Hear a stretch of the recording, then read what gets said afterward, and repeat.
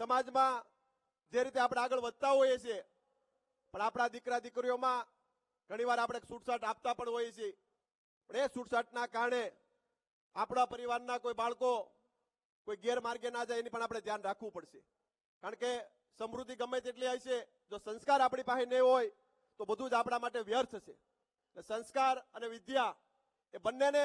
સાથે રાખીને આપણા બાળકો ખૂબ પોતાના ભવિષ્યમાં આગળ વધે એ પ્રકારે આપણે બધાએ પ્રયાસો કરવા પડશે. હું સમાજના તમામ ઘટકોના પ્રમુખોને પણ અભિનંદન આપું છું કે જે રીતે સૌરાષ્ટ્રમાંથી કોઈ પણ બાળક આવે એમને રહેવા માટે, જમવા માટે એક સુંદર વ્યવસ્થા અહીંયા બેઠેલા સમાજના મોભીઓ દ્વારા, સમાજના દાતાઓ દ્વારા કરવામાં આવે છે કે સૌરાષ્ટ્રમાંથી આવેલું બાળક પોતાને રહેવા માટેની વ્યવસ્થા ના મળે, જમવા માટેની વ્યવસ્થા ના મળે તો એમને ક્યાં જવું? ત્યારે સમાજના સૌ મોભીઓએ અલગ અલગ સંસ્થાઓનું નિર્માણ કરી અને દીકરા દીકરીઓને સારી વ્યવસ્થા મળી શકે